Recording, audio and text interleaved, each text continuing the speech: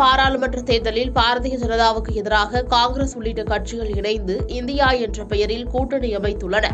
இந்த கூட்டணி தலைவர்கள் ஏற்கனவே 3 முறை சந்தித்து ஆலோசனை நடத்தியுள்ளனர். இந்த கூட்டணியின் 4வது கூட்டம் டெல்லியில் உள்ள நட்சத்திர ஹோட்டல் ஒன்றில் நடைபெறவுள்ளது. இந்த கூட்டத்தில் பங்கேற்பதற்காக கூட்டணி தலைவர்கள் டெல்லியில் முகாமிட்டுள்ளனர்.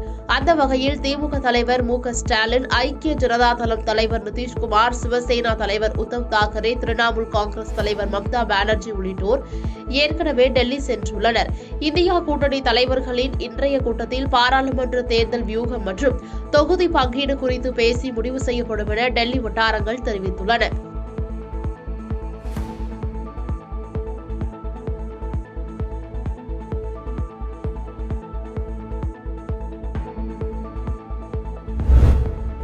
வளிமண்டல கீழடுக்கு சுழற்சி காரணமாக நெல்லை, தென்காசி, தூத்துக்குடி, கன்னியாகுமரியில் பெய்த வரலாறு காணாத மழையால் வெள்ளப்பெருக்கு ஏற்பட்டு பொதுமக்களின் இயல்பு வாழ்க்கை பாதிக்கப்பட்டுள்ளது. மேலும் பல்வேறு சாலைகள் துண்டிக்கப்பட்டுள்ளது. இந்நிலையில் கன்னியாகுமரி, நெல்லை, தூத்துக்குடி, தென்காசி மாவட்டம் மற்றும் விருதுநகர் மாவட்டங்களில் வரும் 23ஆம் தேதி வரை நடைபெறவிருந்த பொறியியல் மாணவர்களுக்கான தேர்வுகள் ஒத்திவைக்கப்படுகிறது. அண்ணா பல்கலைக்கழகத்தின் தொலைதூர கல்வி இயக்கத்தின் நாகர்கோவில் மையத்தில் பதிவு செய்திருந்த மாணவர்களுக்கான செமஸ்டர் தேர்வுகளும் தள்ளி வைக்கப்படுகிறது. தேர்வு அட்டவணை பின்னர் வெளியிடப்படும் என்று அண்ணா பல்கலைக்கழகம் தெரிவித்துள்ளது.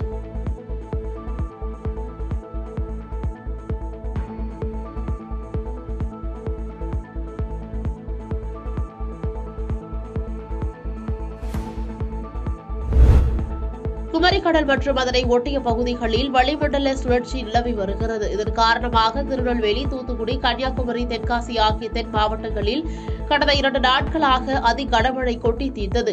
குறிப்பாக திருநெல்வேலி, தூத்துக்குடி மாவட்டத்தில் கனமழை பெரும் தாக்கத்தை ஏற்படுத்தியது.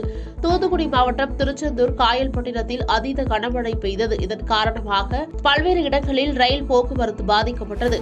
மேலும் சுமார் 23 ரயில் சேவைகளை ரத்து செய்து தெற்கு ரயில்வே அறிவித்துள்ளது. அதன்படி முன்பதிவு இல்லாத நெல்லை செங்கோட்டை, நெல்லை நாகர்கோவில் ரயில்கள், நெல்லை திருச்செந்தூர் உட்பட 23 ரயில்கள் ரத்து செய்யப்பட்டுள்ளதாக ரயில்வே நிர்வாகம் அறிவித்துள்ளது.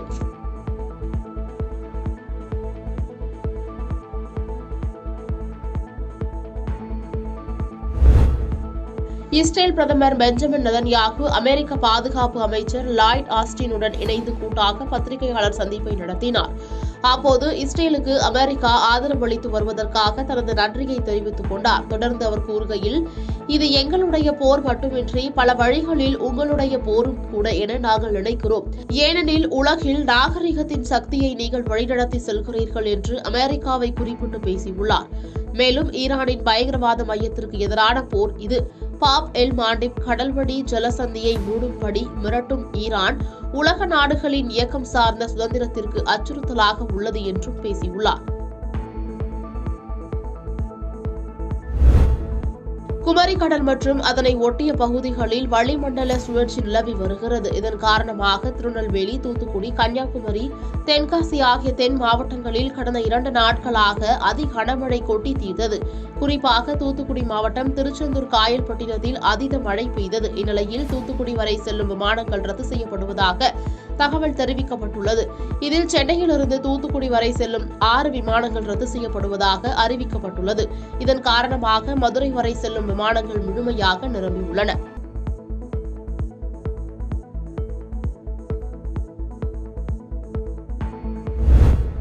தென் மாவட்டங்களில் இடைவிடாது பெய்த கனமழையால் தூத்துக்குடி, நெல்லை, தென்காசி, கன்னியாகுமரி மாவட்டங்களில் பெரும்பாலான இடங்கள் வெள்ளத்தில் மிதக்கின்றன. இந்நிலையில் வைகை அணையின் நீர்பிடிப்பு பகுதிகளிலும் மழை வெளுத்து வாங்கியதால் மூல வைகை ஆற்றில் வெள்ளப்பெருக்கு ஏற்பட்டுள்ளது. எனவே வைகை அணைக்கு நீர்வரத்து வினாடிக்கு 13,145 கன அடியாக உள்ளது. இதன் மூலம் அணையின் நீர்மட்டம் 69 அடியை எட்டியுள்ளது.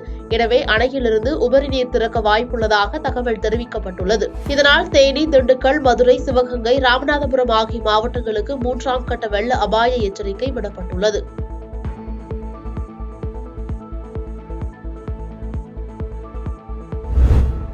சென்னை மாநகராட்சியில் கனமழை மற்றும் மிக்ஜாம் புயலின் காரணமாக ஏற்பட்ட எண்ணெய் படலம் அகற்றும் பணி மற்றும் அப்பகுதியில் மேற்கொள்ளப்பட்டு வரும் தூய்மைப்படுத்தும் பணிகளையும் மழைக்கால சிறப்பு முகாமையும் மாநகராட்சி கமிஷனர் டாக்டர் ராதாகிருஷ்ணன் பார்வையிட்டு ஆய்வு மேற்கொண்டார். இதையடுத்து செய்தியாளர்களை சந்தித்து பேசிய அவர், நெட்டுக்குப்பம் எண்ணூர் முகத்துவார பகுதியில் மேற்கொள்ளப்பட்ட தூய்மை பணி மூலம் 12 டன் குப்பைகள் அகற்றப்பட்டுள்ளது. சென்னை மாநகராட்சிக்குட்பட்ட பகுதிகளில் மிக்ஜாம் புயல் மற்றும் கனமழையின் காரணமாக கடந்த 6ஆம் தேதி முதல் 17ஆம் தேதி வரை 93,475 டன் குப்பை கழிவுகள் மற்றும் 9,234 டன் தோட்ட கழிவுகள் என மொத்தம் 1,02,709 டன் குப்பைகள் அகற்றப்பட்டுள்ளதாக தெரிவித்துள்ளார்.